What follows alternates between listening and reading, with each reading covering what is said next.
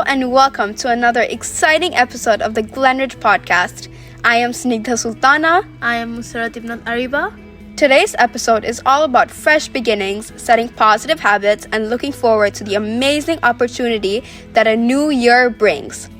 We've got a wonderful lineup for you that showcases the creativity, talent, and thoughtfulness of our grade 8 students. First, we will dive into a lively and relatable conversation between two grade 8 students, Alina and Shanza, discussing their New Year's resolutions. Then, get ready for some laughs and lessons with Samantha and Samaira with their debate. Finally, we'll end the episode with a few highlights and high notes with our talented students Tezip and Inara from grade 8 giving us a poem and a song sung by Adim and fellow peers. So sit back and relax and enjoy this inspiring and entertaining episode of the Glenridge podcast.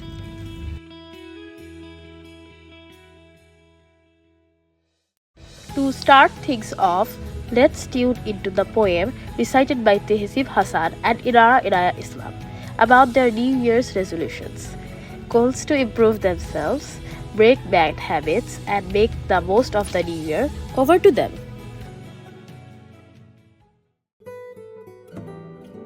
This is resolutions for the year. New year, new start, a chance to follow our hearts. Resolutions we'll try keeping, small goals and big dreams we'll go seeking. One step at a time we'll go, with hope and strength we'll grow. We'll face each day with a smile and make this year worth every mile.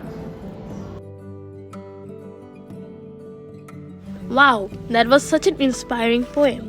It's always great to hear beautiful creative literature by my fellow peers. Next, let's politely eavesdrop into an interesting conversation between Shanza Tasneem and Alina Islam on their New Year's resolutions. Hey, Happy New Year. How was your holiday? Happy New Year. It was fun, lots of food, family gatherings, and binge watching amazing movies. But now I'm really trying to shake off the laziness. You? Same here. I think I spent more time scrolling through my phone than doing anything else. That's actually a part of my New Year's resolution. Oh, you're right. What are your resolutions this year? Well, I decided to cut down on my screen time and get more active. Go outside, maybe try jogging or something. I even downloaded a step tracker app to motivate me. That's a good one. I should probably do that too. My parents are always yelling at me to spend less time on my phone. So how are you planning to actually stick to it? I'm starting small. Just 20 minutes of walking every day. And I'm turning off all unnecessary notifications on my phone so I'm not constantly distracted. That's a good idea. Notifications are the worst. I end up checking my phone every 5 minutes because of them. My resolutions are a little different though. Oh, let me guess. Better grades? Yeah, I really need to stop procrastinating. Last year I crammed so much the night before the exams. It was terrible. This year I want to be more organized. That's a tough one. I always struggle with procrastination. Do you have a plan? Yeah, I'm trying this new thing called the Pomodoro technique. You focus for 25 minutes and take a 5-minute break. I tried it yesterday and it actually worked. I feel way better. That sounds cool. Maybe I should try that for homework. I usually sit there for hours and end up just scrolling on my phone. Same here. That's why I'm also making a checklist every day so I can see what I've actually done. It feels good to check things off. That's a good one. I just thought of something. We should keep each other accountable. Let's remind each other about our goals every week or so. That's a good idea. We can even make a little competition, who sticks to their resolution the longest. Yeah, and you know what else I'm trying? Drinking more water and less soda. Me too. I keep forgetting until it's nighttime and then I drink 3 glasses all at once. Are you tracking that too? Yep, I just got one of those water bottles with time markers. It's pretty cool actually. It tells you how much you should actually drink by a certain time. That's good. Hearing your resolutions makes my one seem more boring. Staying organized is a huge one actually. If you stick with it, it'll make a big difference. Maybe I should borrow some of your motivation for studying. And I'll borrow some of your discipline for exercise. Deal? Deal. Let's make 2025 the year we actually keep our resolutions. No excuses. Agreed. Oh, and if we fail, we can just try again next year, right? Exactly, but let's just try not to fail this time.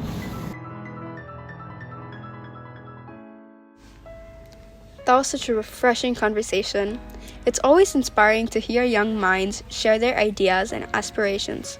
But remember, New Year's resolutions don't have to be perfect. It's all about time, patience, and using the following months to improve yourself. Baby steps.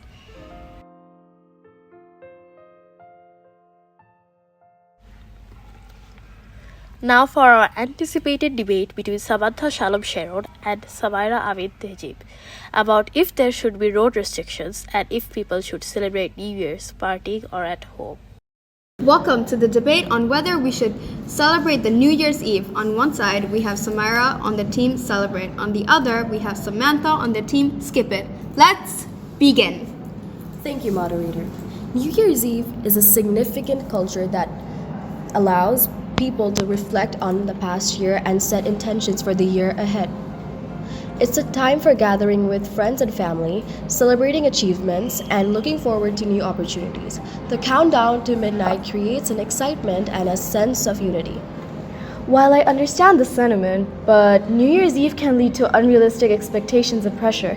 Many feel obligated to celebrate, which can result in stress instead of a big celebration. We could focus on quiet reflection or personal growth.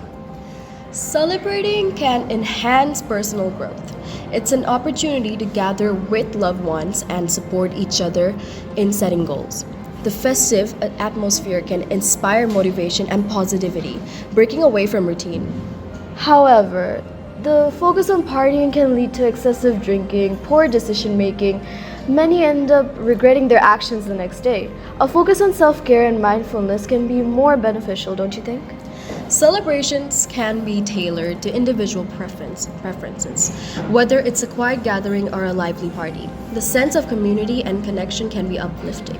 Community is important, but it doesn't have to revolve around a specific date. We can foster connections throughout the year in more meaningful ways. A more intentional approach can lead to deeper fulfillment. Thank you, debaters. Let's wrap up with the closing statements.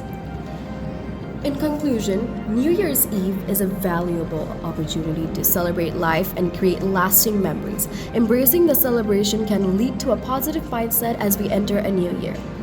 In conclusion, while celebrating can be enjoyable, but it's essential to recognize that it's not for everyone. A quieter, more reflective approach can be just as fulfilling. Thank you for your insights. Whether you choose to celebrate or reflect quietly, may your new years be filled with growth and happiness. Happy New Year. What a brilliant debate! Not only was it entertaining, but it shared some truly valuable lessons on how we should celebrate another rotation around the sun. And now, we have a special musical treat for you. To end this episode on a high note, our talented, whimsical students have come together to perform a cover of the popular hit song, End of Beginning, a timeless song that reminds us to reflect on the past while looking forward to a bright future.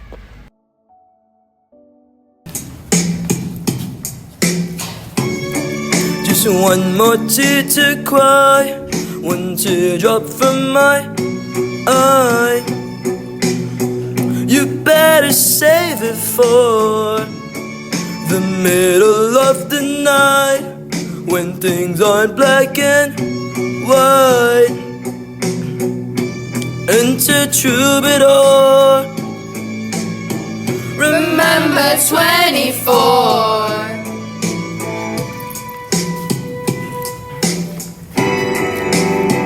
And when I'm back in Chicago, I feel it. Another version of me, I was in it. I wave goodbye to the end of beginning.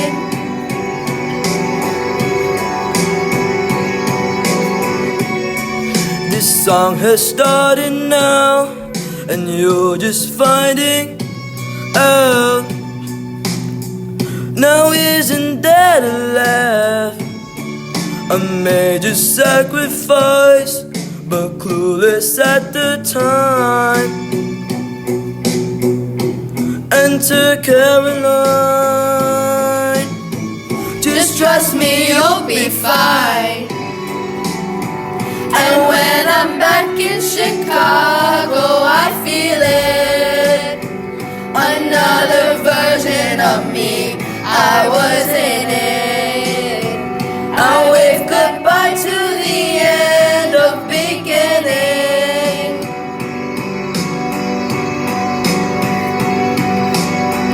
You take the man out of the city, not the city out the man. You take the man out of the city, not the city out the man. You take the man out of the city, not the city out the man. You take the man out of the. And when I'm back in Chicago, I feel it. Another version of me, I was in it. Oh, I wave goodbye to the end of beginning. Bye. Wasn't that absolutely wonderful? A round of applause for all the participating students for bringing such warmth and joy to this episode. Their voices truly captured the spirit of a hopeful and Happy New Year!